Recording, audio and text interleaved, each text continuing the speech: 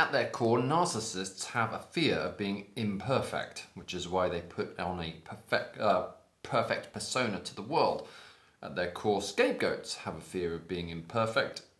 It just manifests itself a little easier.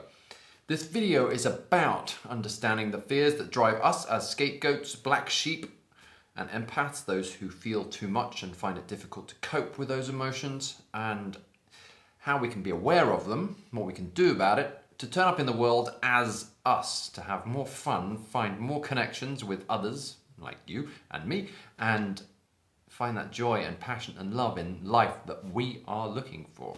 My name's Mark. This is The Emotional Alchemist.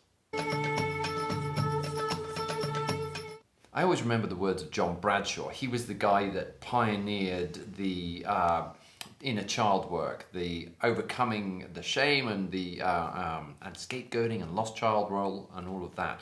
If you know him, I'll put a video here, or up here actually, check him out because he is excellent helping to overcome the shame that's associated with the scapegoat role. He always said that everybody grows up in a dysfunctional family. The question is, how much dysfunction is it? And if you look at narcissists, grew up in a way that they learned to interact with the world being perfect. And that's for them, and this is for us. Scapegoats also have a great fear of being imperfect. And so we learn that if we mute ourselves, cut the edges off our truth, and change, then we would get our need for love and affection met. Narcissists get their need for love and affection met by changing other people. We change ourselves, which is why finding truth, understanding who we really are, is so difficult, because it's buried under years and years of basically denial. It's like, why do I fear telling you who I am? Partly it's taken, partly there are parts of me that I don't know who I am, still finding out. This is a journey of anybody who's watched my channel in the last 3 years has seen someone described it as a guy trying to find answers in his life. And it's like, yes, and I do feel more like me than ever. And it started off with a suggestion from my coach who said, why don't you start making videos? Which was the most terrifying thing. But actually what it is, it's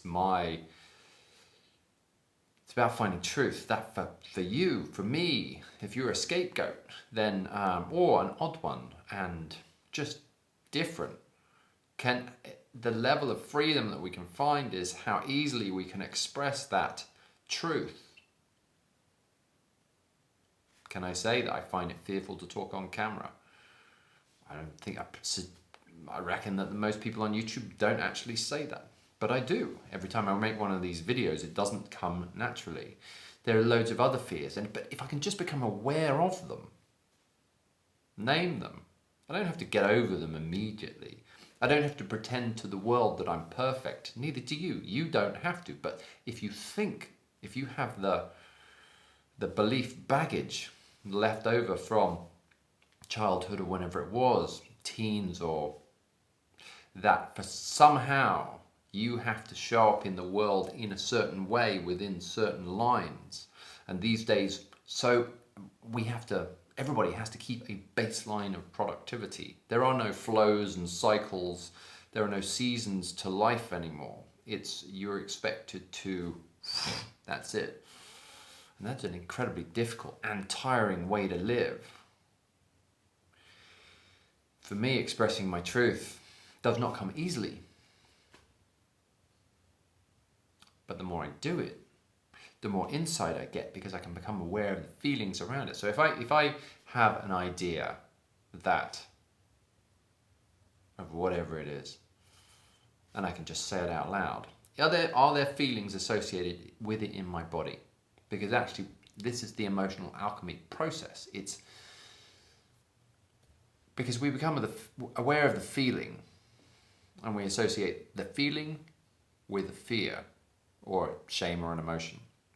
But actually what's happened is we've most probably had a thought or we've seen something which has created a thought, and then that has interacted with a belief that we had, which may or may not be true. I mean, I realized that so many of the beliefs I carried from early on, they're just not true. The religious ones, the ones I felt about emotions and relationships, and what I deserve in the world, how I deserve to be treated by other people. So many of the beliefs that I had, I mean, they were true for me at the time, but now I look back at them and go, I have different beliefs now. But so I see something, it interacts, I have a thought about it, it interacts with one of my beliefs, and then I have an emotion about it. And it's the emotion that so many of us feel first. And if I can just become aware of the fear and have it not put me off doing whatever it is that I want to do. Because how many actions would you take? How would your life be different if you truly allowed yourself to live unlimited, not in a kind of hedonistic, kind of smash the place up kind of way, but if you could turn up in the world as you and not be pushed into a box by other people, not be shamed, and when they say you shouldn't do that, I've told you that before, you have, every time you've done that, every time in the last 10 years that you've screwed it up. You remember way back when you did this? They don't say way back when. They'll say, do you remember when you tried that? And it could be 20 years ago. But they're highlighting mistakes from your past in order to control you ultimately. And it's because of their theory and their paradigm, the way they see life. But if you weren't controlled by your emotions, if you could actually do what you wanted to do, so if for instance, if you have this passion that you love and someone doesn't agree with it, and you kind of stop yourself from doing it because maybe you think you should not do it because it'll upset them or whatever it is. How would it be different if you didn't feel the shame or the fear and you did it anyway? That's the challenge. And the real challenge is feeling the fear, feeling the shame, knowing that it's in line with who you are and what you want to do, your purpose, your passion in this life, and you do it even though you've got the fear. The more you can do that, then I've experienced the more I do that, the more I find myself, the more this magical weird glue stuff turns up. Some people call it God, I have no idea what it is. Call it the universe or some. But as I have faith, maybe it's law of attraction, as I have faith and step into those actions that scare the whatever out of me, something fills in that gap and I find this magic, and I even know I had the fear. That is Emotional Alchemy. And if you want to see more videos like that, hit the subscribe button, and here's another video on scapegoating. My name is Mark, this is the Emotional Alchemist. Thanks for watching.